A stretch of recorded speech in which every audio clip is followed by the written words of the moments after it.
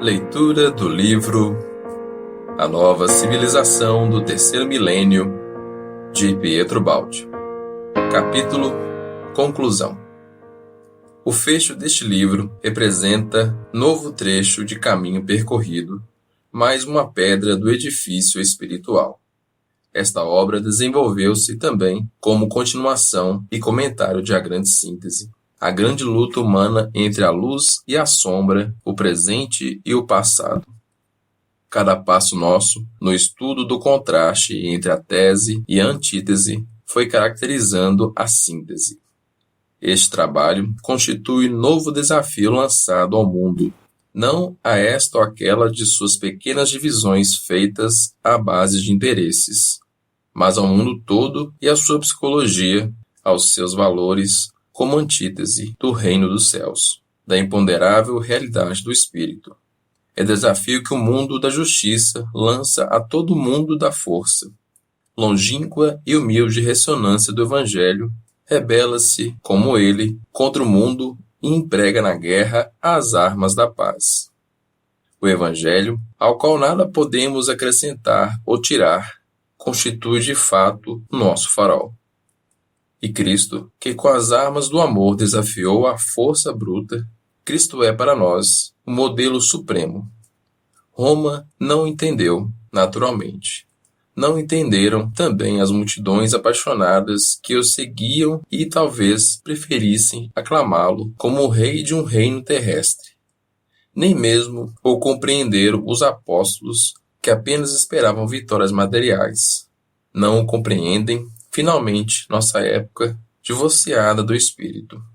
Desse modo, Cristo viveu no meio da incompreensão dos que mais próximos estavam dele e do silêncio de seus contemporâneos, como ainda hoje, em meio da incompreensão e do silêncio dos novos tempos. Ninguém lhe deu importância enquanto vivo. Roma está plenamente satisfeita do próprio esplendor. O cérebro, que dirige o mundo todo, nem de longe poderia suspeitar que um bárbaro obscuro, perdido lá nos confins de uma terra de escravos, estivesse lançando a semente, viva até hoje, da renovação do mundo. Quando ele morre, pensam que sua figura tenha desaparecido completamente e sua instituição entrado em agonia. Mais tarde, de um golpe, inesperadamente, seu pensamento se propaga e conquista o mundo todo até transformar-se em sinal de contradição na história da civilização humana. Hoje, como ontem e amanhã, o mundo ou é a favor de Cristo ou contra Cristo. Indiferente ninguém pode ficar. Ninguém pode ignorar-lhe ou destruir-lhe o pensamento. Está nas próprias raízes da vida, tem valor fundamental na realidade biológica. Quem se espelha nesse pensamento, quem a ele adere, por uma questão de simples reflexo, se engaja na luta apocalíptica das ascensões humanas. Se a Grécia criou a beleza e a sabedoria, e Roma o direito, Cristo elevou o amor ao papel de força de coesão social, introduzindo no mundo o conceito novo, inédito e original, que se tornará a unidade de medida do progresso humano. Quem, como nós, se ocupa principalmente disso, não pode deixar de tomar conhecimento dele e seguir o rastro luminoso de seu exemplo. Nossos tempos lembram os tempos em que ele viveu. Enquanto o mundo romano, em pleno fastígio da força, desfazia-se no ceticismo, o suave e humilde mundo cristão, amparado no poder da fé, construía em silêncio. A história parece divertir-se com seus personagens, destruindo os mais poderosos, exaltando os mais humildes, demonstrando-nos obedecer a desígnios que não se identificam com os dos homens. Muitas vezes, até mesmo os mais espertos e astutos denotam grande cegueira em face dos acontecimentos futuros e a história conduz governantes e governados a situações inesperadas. Acontece que os fortes tombam e os humildes triunfam. O mínimo se torna máximo e vice-versa. As mais sólidas construções desabam e as mais débeis continuam de pé. Enquanto o homem arquiteta planos, a história, instável e repleta de surpresas, faz os acontecimentos se desenvolverem de acordo com o plano diretivo por ela elaborado e bem diferente do formulado pela razão humana. Não poderemos compreender esse plano interior sem antes entender o funcionamento orgânico do universo. Nenhuma orientação política, nenhuma filosofia e nenhuma interpretação da história atuam apenas em função desse conhecimento mais amplo. Como existem dois planos históricos, um exterior e aparente, outro interior e real, a história se desenvolve através de duas espécies de acontecimentos: os exteriores, visíveis e ruidosos, que todos acompanham e a história registra, e os interiores, invisíveis, silenciosos e subterrâneos, que as pessoas e a história não veem senão quando finalmente se manifestam em frutos concretos e maduros. Assim, os períodos de incubação e de germinação, tão importantes quanto os de desenvolvimento e plenitude, passam despercebidos e permanecem secretos. A história é uma florescência de acontecimentos, dos quais não percebemos nenhum intenso e íntimo trabalho preparatório, onde reside seu significado, nem a calma subterrânea continuando a elaborar-se. E desse modo, muitos fatos continuam sem explicação lógica. Existe a conquista bélica material das terras, dos corpos e dos haveres, e a conquista pacífica, espiritual, das almas e dos valores morais. São estes os dois extremos da história, seu aspecto visível e seu aspecto invisível. Não apenas as multidões, mas até mesmo os próprios apóstolos, ao invés da expansão interior, no plano do espírito, conceberam a expansão exterior, no plano material. Cristo, porém, esclareceu e retificou, e mais tarde mostrou através de fatos que sabia vencer interiormente, apesar das aparências exteriores da derrota. Mostra-nos a história como podemos chegar à afirmação sem as manifestações exteriores que a assinalam, como conseguimos criar e vencer em silêncio, conquistar também por meio de expansão interior e ir muito longe pelos caminhos pacíficos da convicção. Estes satisfazem mais do que os caminhos bélicos de ação que constrange. Ainda que obedecemos ao Evangelho. O presente volume, em conclusão, não tem apenas significado espiritual, moral e social, mas também biológico. É, acima de tudo, construtivo. Consegue explicar tudo sem negar coisa alguma. Cria, relaciona e nada destrói. Eis sua contribuição. Assim como respeitou a fé, respeita a ciência. Neste livro, a questão religiosa do progresso espiritual é também considerada como fase de evolução biológica e, por isso, o fenômeno moral continua verdadeiro, mesmo se enquadrando na ciência, que assim não fica destacada nem diferente do Evangelho, mas enquadrada nele. Por isso, este livro faz o que a ciência não pôde, isto é, conforta moralmente a dor, até mesmo em termos racionais. Apesar das várias tentativas de nivelamento, a qual hoje nos inclinamos com a busca da justiça social, os homens não são, não podem ser, jamais serão iguais. A justiça é necessária, mas a estrutura biológica do planeta não pode dar essa igualdade, pois na Terra ela não corresponde à realidade e por isso é absurda e imposta coativamente. A humanidade, no entanto, compõe-se de seres de diversíssimo grau evolutivo que vão da besta ao anjo. Para o primeiro tipo, o ambiente terrestre representa o máximo de evolução e de aperfeiçoamento biológico, de bem-estar e de felicidade. Para o segundo, o mínimo de tudo isso, apenas provações, verdadeiro inferno. Entre os dois extremos oscilam 1001 estados intermediários. Vivem materialmente lado a lado, confundidos, ajudando-se e alterando-se no labor evolutivo, mas inconfundíveis quanto à natureza, que permanece diferente de modo a permitir, mais tarde, a volta de cada um a seu lugar exato. Os indivíduos adiantados, embora poucos, Não estão nesta ou naquela raça, nesta ou naquela nação, mas distribuem-se por toda parte e seus objetivos são, acima de tudo, superterrenos. Os indivíduos evoluídos não constituem casta com o objetivo de dominar neste mundo, nem raça nacional de finalidades imperialistas. Pelo contrário, reconhecem-se à primeira vista e confraternizam-se onde quer que se encontrem. E, finalmente, sua vida já se dirige para fora deste mundo que eles superaram. Na Terra, o tipo besta goza, o tipo anjo sofre. O primeiro destrói, o segundo cria. Um ignora, o outro sabe. Um pede, toma, prende-se, o outro dá e se desliga. São essas as verdadeiras diferenças de substância que distinguem, que separam, as únicas que têm valor. Neste livro, partimos do involuído e chegamos ao evoluído.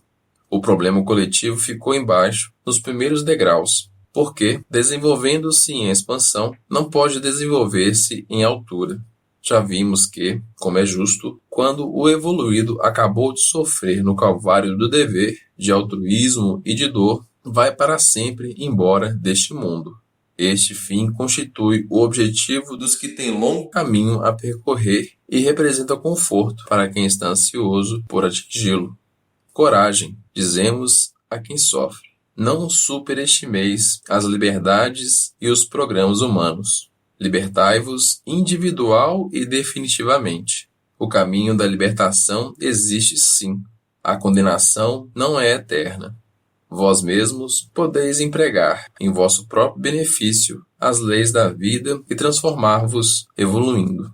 O caminho livre, a única fuga possível do inferno terrestre, consiste precisamente na evolução. Não há outro. Na verdade, esse caminho subentende sofrimento e esforço, mortificação, purificação e imaterialização. É árduo e difícil, mas o único seguro e positivo. A evolução coletiva em massa é demasiado lenta para os de muito boa vontade e muito morosa para os mais adiantados. Quem quer concluí-la depressa deve abandonar a corrente e agir sozinho. Esse caminho é a redenção ensinada por Cristo. Por isso ele disse: Bem-aventurados os que choram, porque serão consolados.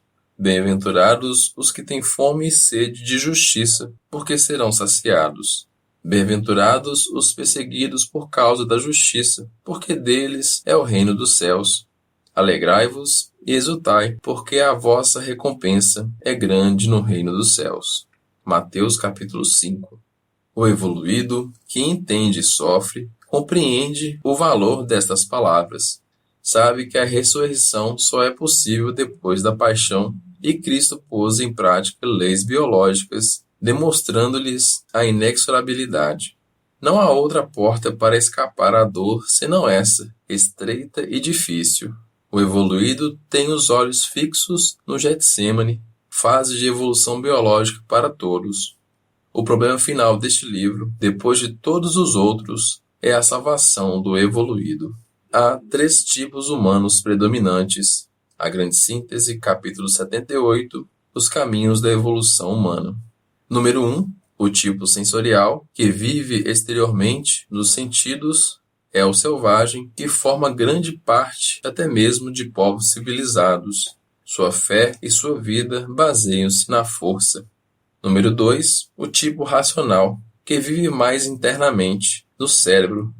É o cerebral, tipo que, embora muitas vezes constitua a classe culta e dirigente, ainda continua egoísta, isto é, isolado e, em geral, desorientado. Sua fé e sua vida baseiam-se na astúcia. Número 3, o tipo intuitivo espiritual, que vive ainda mais internamente, no espírito. É o evoluído, exceção biológica, sábio, altruísta, irmanado a todos os outros seres do universo, enquadrado no seu funcionamento orgânico, em que representa uma parte de uma missão. Sua fé e sua vida baseiam-se na honestidade. Capítulo 6 deste volume, A Lei da Honestidade e do Mérito. Esse tipo constitui o ponto nevrálgico deste nosso livro. Cada tipo supera o outro pelo grau de evolução, como no progresso da vida interior significa aumento gradual de potencial, vida cada vez mais intensa, criação de novas formas, maior enquadramento e fusão nas forças biológicas e cósmicas. O evoluído representa o super-homem, o tipo ideal, o resultado de experimentações terrestres, a meta biológica do planeta. A ele, e não mais às massas de que falamos no início, dirigimos esta conclusão. Em favor dele, empreguemos de novo os seus meios de defesa frente à agressividade dominante no meio em que, no entanto, tem de viver. Toda sua defesa reside na evolução, ou seja, número 1, em sua sensibilidade que lhe tornou mais aguda a capacidade de percepção, permitindo-lhe sentir mesmo a distância, no tempo e no espaço, prevenindo-o contra os perigos. Número 2, em seu conhecimento e sabedoria, em seu enquadramento universal, que o defendem das ilusões comuns, erros e sofrimentos correspondentes. Número 3, em sua comunhão com as forças cósmicas, às quais está unido e intervém. Elas defendem e o socorrem segundo for justo, isto é, de acordo com o merecimento e não por direito de conquista. Número 4, na certeza de sua libertação da terra, por meio da morte, e antes disso, a colocar o centro de sua vida e de seus tesouros fora da concepção normal, ou seja, do campo dos instintos e atrações comuns, e por isso da zona das agressões.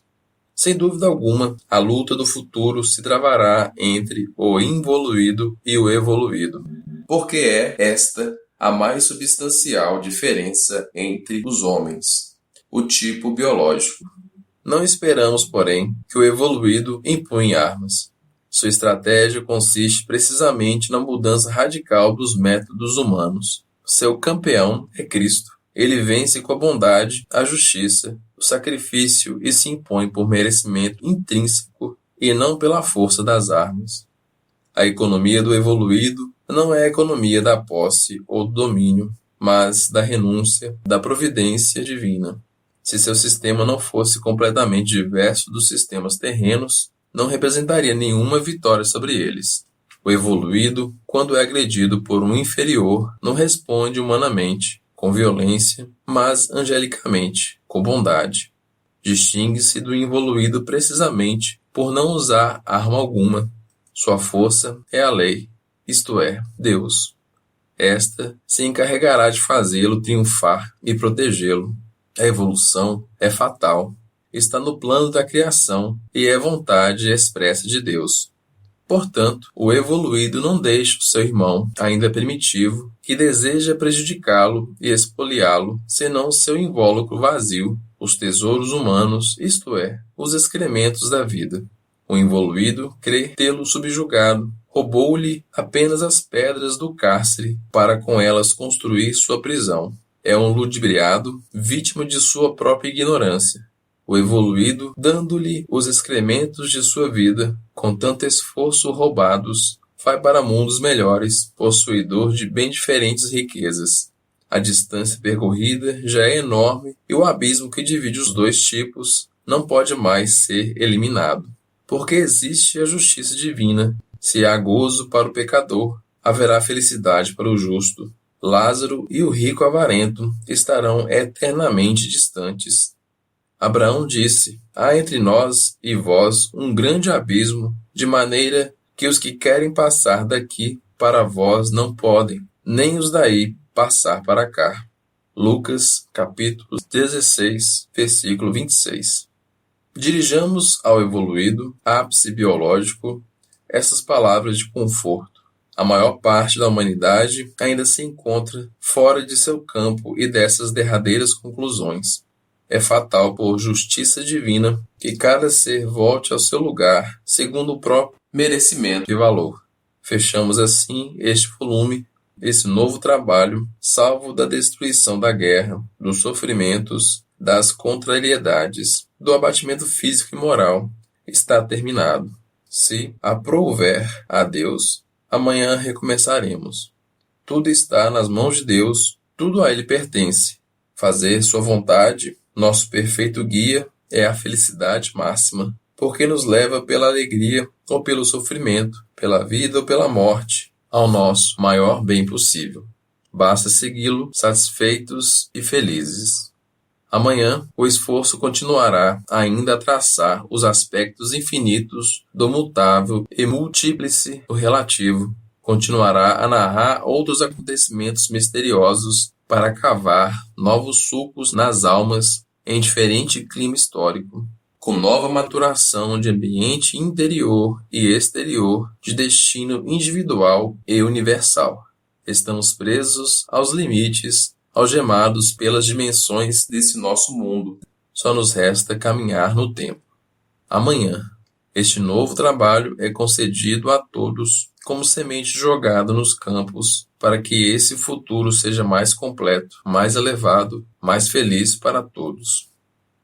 Gúbio, Sexta-feira Santa, 1945.